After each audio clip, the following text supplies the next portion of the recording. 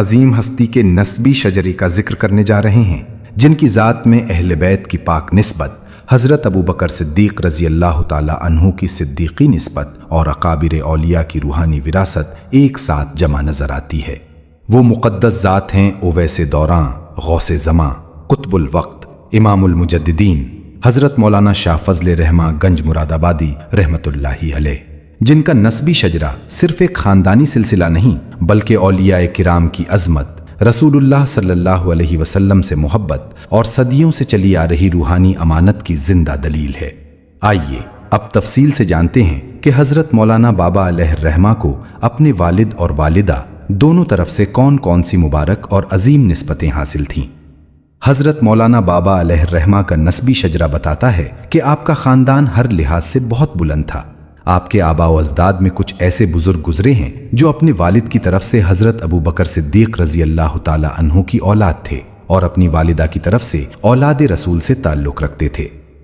حضرت مولانا بابا علیہ الرحمہ کی ذات میں یہ تمام نسبتیں اور زیادہ واضح ہو کر نظر آتی ہیں۔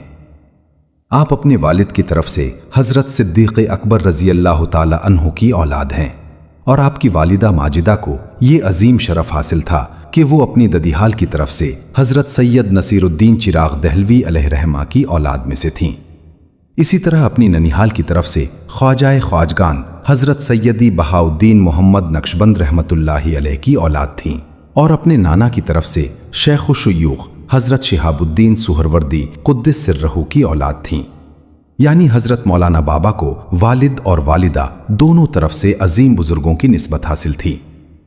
11ویں شریف کے موقع پر یوسف علی بیگ صاحب سے حضرت مولانا بابا نے فرمایا، ہاں شیرینی لے آؤ، ہم فاتحہ کر دیں گے۔ غوث اعظم رضی اللہ تعالی عنہ تو ہمارے پرنانا ہیں۔ یہ ارشاد بتاتا ہے کہ آپ کو غوث اعظم سے بھی مادری نسبت حاصل تھی۔ اسی نسبت کی وجہ سے آپ کو سلسلہ نقشبندیہ اور قادریہ دونوں کی عظیم نسبتیں حاصل ہوئیں اور آپ کا خونی تعلق بھی اولاد رسول سے تھا۔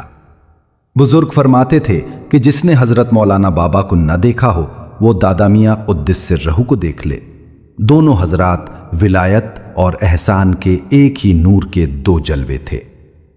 بحر العلوم مولانا عبداللہ فرنگی محلی، مولانا جان علی محدث بہاری مہاجر مکہ، مولانا شاہ سلیمان فلواری اور دوسرے اکابر فرمایا کرتے تھے، جس نے نسبت محمدی اور شان صحابہ نہ دیکھی ہو وہ مولانا بابا اور دادا میاں کو دیکھ لے۔ سید محمد نور شاہ عرف مدنی شاہ رحمانی علیہ الرحمہ فرماتے تھے کہ وہ پاکستان میں 5 وقت حضرت مولانا بابا کو نماز ادا کرتے ہوئے دیکھتے تھے لیکن ملاقات نہ ہو سکی، اور ایک نسخہ قرآن پر یہ تحریر بھی موجود تھی کہ اسے روضہ رسول صلی اللہ علیہ وسلم پر 7 مرتبہ مکمل تلاوت کیا گیا۔ جب یہ معلوم ہوتا ہے کہ دادا میاں ظاہری طور پر حرمین شریفین نہیں گئے لیکن وہاں کے لوگ انہیں نمازوں میں دیکھتے تھے، تب اندازہ ہوتا ہے کہ اللہ تعالیٰ نے اپنے ان مقبول بندوں کو کتنا بلند مقام عطا فرمایا تھا۔ یہ تھیں اویس دوراں، غوث زماں، قطب الوقت، امام المجددین حضرت مولانا شاہ فضل رحمہ گنج مراد آبادی رحمت اللہ علیہ کی نسبی اور روحانی عظمت کی کچھ جھلکیاں۔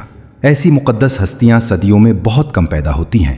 ان کے حالات اور فضائل صرف پڑھنے کے لیے نہیں بلکہ ان سے محبت، ادب اور ان کی سیرت سے سیکھ حاصل کرنے کے لیے ہیں۔